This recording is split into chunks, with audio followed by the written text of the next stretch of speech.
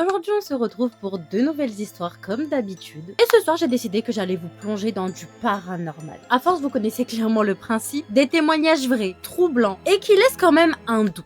Ce sont des situations assez simples du quotidien, de la vie de tous les jours, mais qui arrivent à basculer à cause d'un seul et unique détail. Et ce qui dérange le plus dans ce genre de témoignage, ce n'est pas forcément une apparition spectaculaire comme on peut s'y attendre. Donc on va quand même parler de choses qui sont assez difficiles à expliquer, mais qui ne finissent pas en drame, parce que ça franchement c'est très important. Juste de simples expériences qui laissent quand même une petite trace. Et parfois même un vrai malaise. Et on va tout de suite enchaîner par le tout premier témoignage.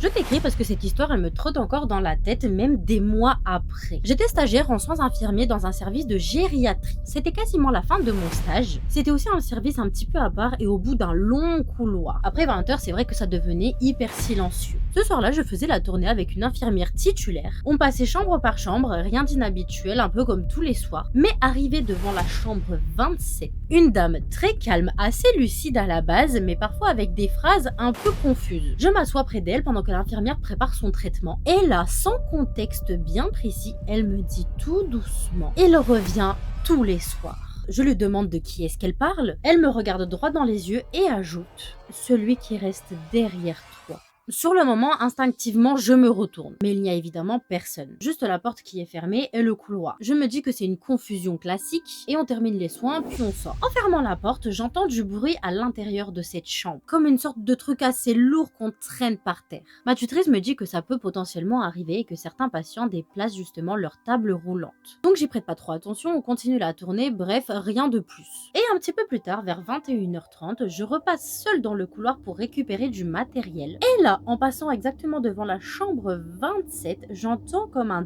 tapotement. Ça faisait 3 coups et puis pause. Et 3 coups et puis pause. Mais c'était vraiment très régulier. Je m'arrête, j'écoute et ça recommence encore. Mais bizarrement, quand je m'approche de la porte, à ce moment-là, le bruit s'arrête net. Du coup, j'entre un petit peu pour vérifier. La dame, elle est dans son lit, éveillée, et elle me fixe. Je remarque tout de suite que la table roulante est presque collée contre la porte, alors qu'on l'avait laissée à côté du lit. Je lui demande par réflexe si elle l'a déplacée. Elle secoue la tête et puis elle me dit: il n'aime pas du tout quand tu restes dans ma chambre. Sur le coup, clairement, elle m'a fait totalement flipper, donc je ne réponds rien. Je remets la table à sa place et je sors immédiatement de cette chambre. J'en parle à ma tutrice. Elle me dit justement d'éviter de rester seule trop longtemps dans ce couloir et également aussi à côté de la porte de cette chambre. Dit comme ça, c'est peut-être anodin, mais sur le moment, je t'avoue que ça m'a pas du tout rassurée, surtout qu'il me restait encore des heures à faire avant de finir le travail. Vers à peu près 22h15, à ce moment-là, on reçoit une alerte de la chambre 27. On y retourne toutes les deux et là, la dame, elle est complètement agitée. Elle pointe du doigt le coin de la pièce près du placard, mais il n'y a rien. Et en avançant un tout petit peu, je remarque que le fauteuil près du mur n'est plus dans le même angle. Il est légèrement tourné vers la porte. Ce n'est rien de wow, mais ça prouve juste qu'il est déplacé. On décide quand même d'appeler le médecin de garde. Donc ma tutrice, elle reste avec la dame et moi, je traverse le couloir seul pour aller le chercher. À ce moment-là, j'entends derrière moi un bruit de glissement, un peu comme tout à l'heure. Comme si, encore une fois, on traînait quelque chose sur le sol. Je me retourne, mais bien évidemment que le couloir, il est vide. Je reviens tout de suite avec le médecin et la chambre, elle est toute calme. Bizarrement, d'un seul coup, la dame, en fait, elle s'est apaisée. Le médecin aussi, lui, de son côté, il parle d'un épisode de confusion. Il l'ausculte, rien de très grave, et on décide de partir et on ferme la chambre. Le lendemain matin, bizarrement, j'apprends que la dame, elle est décédée dans la nuit. Elle a fait un arrêt cardiaque pendant son sommeil. Je me dis que c'est quand même assez triste, mais que ça n'a rien à voir avec ce qu'on a vécu. Sauf qu'avant de quitter définitivement mon stage dans le service, ma tutrice me prend à part. Elle me demande si la dame qui est décédée m'a parlé de l'homme du couloir. Je lui dis qu'elle ne lui avait pas donné de nom, mais parfois elle me disait toujours qu'il y avait quelqu'un avec elle ou avec moi. Et là, elle m'explique que ce n'est pas la première fois que plusieurs patients qui ont eu cette chambre 27, au fil des années, ont commencé à parler d'une présence exactement au même endroit. Toujours près de la porte et toujours la nuit.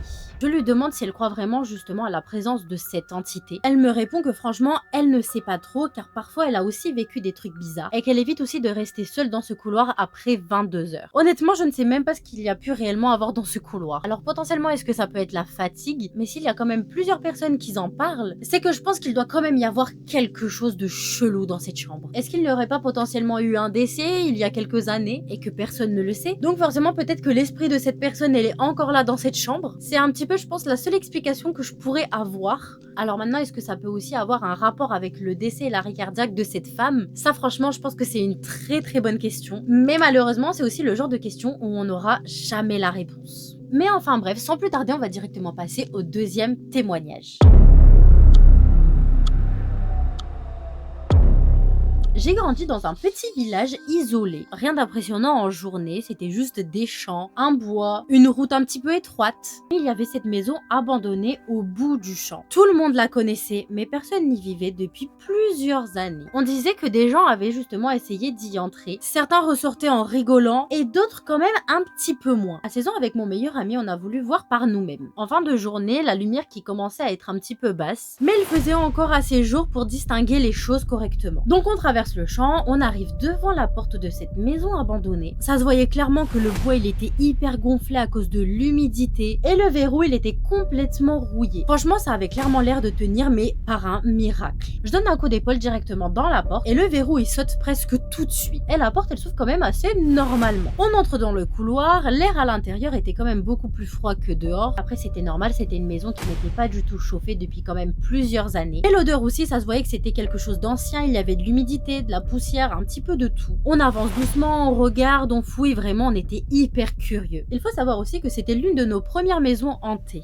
Quand on s'est retrouvé dans le salon, on fouillait un petit peu. Et là, bizarrement, au fond de la maison, on a entendu un énorme fracas métallique qui a résonné de partout. Comme si un objet ou quelque chose de très lourd et en fer venait d'être projeté contre le mur ou par terre. On sursaute et clairement on ressort immédiatement de la maison. On se retrouve de nouveau dans les champs et on essaye de trouver un petit peu une explication. Mais à part une personne comme par exemple un sans-abri qui peut y habiter mais pas légalement, ou alors même un vieux meuble qui cède après plusieurs années. Mais bref, on a quand même eu la peur de notre vie à ce moment-là, mais on décide quand même d'y retourner. Car on s'est dit juste comme ça pour rigoler. Viens, on va vérifier au fond de la maison qu'est-ce que ça a pu être. Sauf que quand on revient devant la porte, là, elle est fermée. Mais quand je dis fermée, c'est elle est complètement fermée. Pas comme la première fois. C'est-à-dire que je mets ma main sur la poignée, je pousse, rien. Je donne un coup d'épaule sur la porte, mais impossible de la bouger. Je recommence encore plus fort, mais pareil, rien, elle ne bouge même pas d'un centimètre.